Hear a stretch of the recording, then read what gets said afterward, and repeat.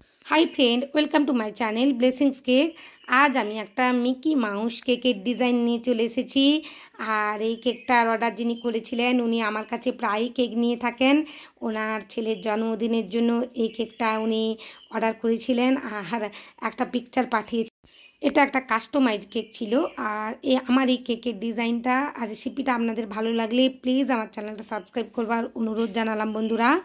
দেখুন আমি এখানে 2টো ডিম দিয়ে 1 পাউন্ডের একটা কেক বানিয়ে দেখাবো। আর ধীরে ধীরে দেখুন আমি ডিমটা বিট করে নিচ্ছি ইলেকট্রিক বিটার দিয়ে। আর স্টেপ বাই স্টেপ চিনিটা দিয়ে দেব, কখনোই একসাথে সমস্ত চিনি দেব না। ধীরে ধীরে এভাবে চিনির সাথে ডিমটা মেশাতে থাকলে একটা ফোমি আকার হয়ে যাবে। খুব ভালোভাবে দেখুন আমি চিনি আর ডিমটা মিশিয়ে নিচ্ছি। আর বিটারের কাটা সবসময় হাই থাকতে হবে। ধীরে ধীরে এই কাজটা করতে হবে, কখনোই তাড়াহুড়ো করা যাবে না। আর ডিমটা সবসময় রুম টেম্পারেচারে নিতে হবে। আমি কেক বানানোর সমস্ত জিনিসই রুম টেম্পারেচারে নিতে হবে। আর এটা ম্যাঙ্গো কেকের উপর ছিল, তাই এখানে ম্যাঙ্গো এসেন্স দিয়ে দিলাম আর একটু ভ্যানিলা এসেন্সও দিয়ে দিয়েছি। এই পর্যায়ে এসে 2 থেকে 3 সেকেন্ডের জন্য বিট করব, বেশি সময় বিট করব না। 2 টেবিল স্পুন এখানে আমি তেল দিয়ে দিলাম, সাদা তেল অবশ্যই, কোনো রকমের ফ্লেভার থাকবে না তেলের মধ্যে। আর একটু সময় বিট করে আমি বিটারের কাঁটাটা খুলে নিয়েছি। আর স্ট্রেনারের মধ্যে এখানে ময়দাটা দিয়ে দিলাম আর ধীরে ধীরে ময়দাটা আমি মিশিয়ে নেব। আমার যে সমস্ত বন্ধুদের এই ময়দা মেশাতে গিয়ে অসুবিধে পড়েন তারা আমার এই ভিডিওটা দেখে অবশ্যই পারবেন। দেখুন ধীরে ধীরে আমি চেলে চেলে ময়দাটা মিশিয়ে নিচ্ছি আর একটা ভালোভাবে ফোম রেডি করে ফেলবো। আর এই পর্যায়ে সে খুবই ধীরে ধীরে কাজগুলো করতে হবে, কখনোই তাড়াহুড়ো করা যাবে না। তাড়াহুড়ো করলেই ফোমটা বসে যাবে বন্ধুরা। আর দেখুন কাঁটা থেকে আমি সমস্ত ব্যাটারটা নিয়ে নিলাম আর একটা স্প্যাচুলা দিয়ে আপনাদের দেখিয়ে দিচ্ছি। আর আগে থেকে একটা 6 ইঞ্চির মোল্ড আমি রেডি করে রেখেছিলাম, বাটার পেপার আর তেল দিয়ে সমস্ত ব্যাটারটা ঢেলে নিলাম আমি। খুব ভালোভাবে ঢেলে নিতে হবে। আর ওটিজির মধ্যে আমি বেক করে নিয়ে এসেছি। কত সুন্দরভাবে দেখুন একটা কেক রেডি হয়ে গেছে। আপনাদের আমি মোল্ড আউট করে লেয়ার কাট করেও দেখিয়ে দেব। কত নরম স্পঞ্জি একটা কেক রেডি হয়েছে। 3টে লেয়ারে কত ভালোভাবে ভাগ হয়ে যাবে, দেখুন কত নরম। এইভাবে আমার এই রেসিপি ফলো করে যদি একটা স্পঞ্জ বানান, পারফেক্টভাবে একটা স্পঞ্জ রেডি করতে পারবেন আর বাড়ির সবাই খুবই খুশি হয়ে যাবে। আর আমার যে সমস্ত বন্ধুরা অর্ডার নিতে চাচ্ছেন বাড়িতে থেকে কম সময়ে কম খরচে একটা বিজনেস করতে চাচ্ছেন তো অনায়াসেই পারবেন। আর মনে শুধু একটু সাহস রাখতে হবে আর একটু সময় লাগবে, নিশ্চয়ই পারা যাবে। এই কেকটা যিনি নিয়েছিলেন তিনি আমার কাছ থেকে প্রায়ই কেক নিয়ে থাকেন। আর উনি আমাকে ওনার ছেলের জন্মদিনের জন্য আমাকে এই কেকটা অর্ডার করেছিলেন।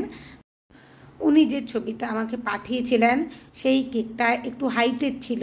আর যে মিকি মাউসটা আপনারা থাম্বনেলে দেখলেন ওই মিকি মাউসটা সাইডে বসানো ছিল।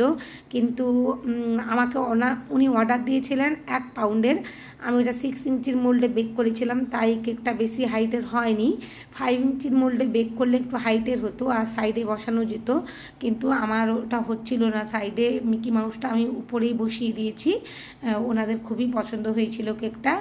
আর দেখুন ধীরে ধীরে আমি কিভাবে ক্রিম দিয়ে ফিল আপ করে নিচ্ছি, একেবারে সাইড থেকেও ক্রাম কোটিং করে নেব।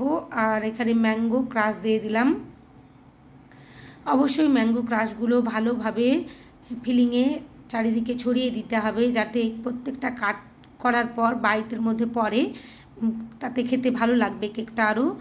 একই রকমভাবে 3য় লেয়ারটাও বসিয়ে দিয়েছি আর খুব সুন্দরভাবে সুগার সিরাপ দিয়ে সোপ করে নেব।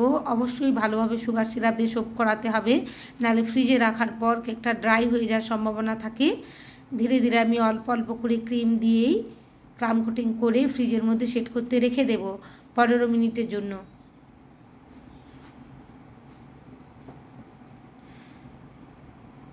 15 মিনিটের জন্য আমি ফ্রিজের মধ্যে রেখে দিয়েছিলাম। এরপর অল্প অল্প করে ক্রিম দিয়ে ফিনিশিং করে নেব। কেকের বেসটা হোয়াইট কালারেরই উপর রেখেছি, ছবিতে এরকম হোয়াইট কালারেরই উপর ছিল। এটা একটা কাস্টমাইজ কেক ছিল, কাস্টমার যে ফটো পাঠায় যে কেকের, সেটাই অনুযায়ী আমরা করে নিলে সেটাকে কাস্টমাইজ কেক বলে। আর দেখুন এখানে আমি একেবারে ফিনিশিং করে নিচ্ছি খুব সুন্দরভাবে। ধীরে ধীরে সব সময় টার্নিং টেবিল ঘুরিয়ে ঘুরিয়ে ফিনিশিং করতে হবে, প্যালেন নাই বা হাত ঘোরানো যাবে না। পারফেক্টভাবে আমার ফিনিশিংটা করা হয়ে গেছে। এখানে যেহেতু অন্য কোনো ক্রিমের আর কাজ করব না, তাই ফিনিশিংটা অবশ্যই ভালোভাবে করতে হবে। বোর্ডটা মুছে আমি কেকটা ফ্রিজের মধ্যে সেট করতে রেখে দিয়েছিলাম। এরপর একটু ব্ল্যাক কালারের ফন্ডেন্ট নিয়ে নিয়েছি, মিকি মাউস বানিয়ে নেব। যদি ফন্ডেন্টটা হাতের মধ্যে আটকে যেতে থাকে তাহলে একটু অবশ্যই কর্নফ্লাওয়ার মাখিয়ে নেবেন, আর ফন্ডেন্টের মধ্যে একটু টাইলস পাউডার মাখিয়ে নিতে পারেন। আর এখানে আমি একটা ছোট্ট টিপস দিচ্ছি আপনাদের জন্য। এই যে আমি ফেসটা কেটে নিচ্ছি, এটা আমি ডাউনলোড করে বের করেছি কম্পিউটার থেকে। এই ধরনের ফেসগুলো বানাতে গেলে অবশ্যই এইভাবে পিকচারগুলো ডাউনলোড করে ভালোভাবে সাইজ করে কেটে করে নেবেন, তাহলে পারফেক্টভাবে একটা ফেস করতে পারবেন বা ফিগার কাট করতে পারবেন। এই টিপসটা যদি আপনাদের ভালো লেগে থাকে প্লিজ একটা লাইক করবেন, তাতে আরও মোটিভেট হই ভিডিও করবার জন্য। আর সাবস্ক্রাইব করতে ভুলবেন না আমার চ্যানেলে নতুন বন্ধু হয়ে থাকলে। আর দেখুন ধীরে ধীরে আমি খুব সুন্দরভাবে কাট করে নিলাম, আর এখানে বসিয়ে দেব। ব্ল্যাকের ওপর যেভাবে মিকি মাউসের ফেসটা থাকে সেভাবেই বসিয়ে দেব। এখানে ওয়াটার ব্যবহার করব আটকানোর জন্য, আর যে মিকি মাউসের যে মুখটা হয় সেটাও করে নিচ্ছি। সমস্ত অংশগুলোই আমি ছোট ছোট করে কেটে নিয়েছি। প্রথমে পেজটা ডাউনলোড করে বের করেছি, তারপরে কেটে নিয়েছি। এখানে একটা তুলির সাহায্যে ওয়াটার লাগিয়ে নিলাম। অল্প করেই ওয়াটার লাগাতে হবে, বেশি ওয়াটার দেওয়া যাবে না। এরপর মুখের কাছেও আমি লাগিয়ে নিয়েছি ওয়াটার, আর মুখটা বসিয়ে দেব। এই কাজগুলো খুবই সাবধানের সঙ্গে করতে হবে, কারণ এখন ওয়েদারটা ভীষণই গরম, ভীষণ জলীয় বাষ্প। এই ধরনের ফন্ডেন্ট নিয়ে কাজ করাটা খুবই রিস্কের হয়ে যায়। বারবার হাতটা ক্লিন করেই করতে হবে, কারণ নাহলে একটা ফন্ডেন্টের কালারের সাথে আরেকটা ফন্ডেন্টের কালার মিশে যাওয়ার সম্ভাবনা থাকে অনেকটাই। ধীরে ধীরে আমি মুখের অংশটাও করে নিচ্ছি। ফেসটা আমার প্রায় রেডি হয়ে গেছে। এরপর আমি আইগুলো করে নেব।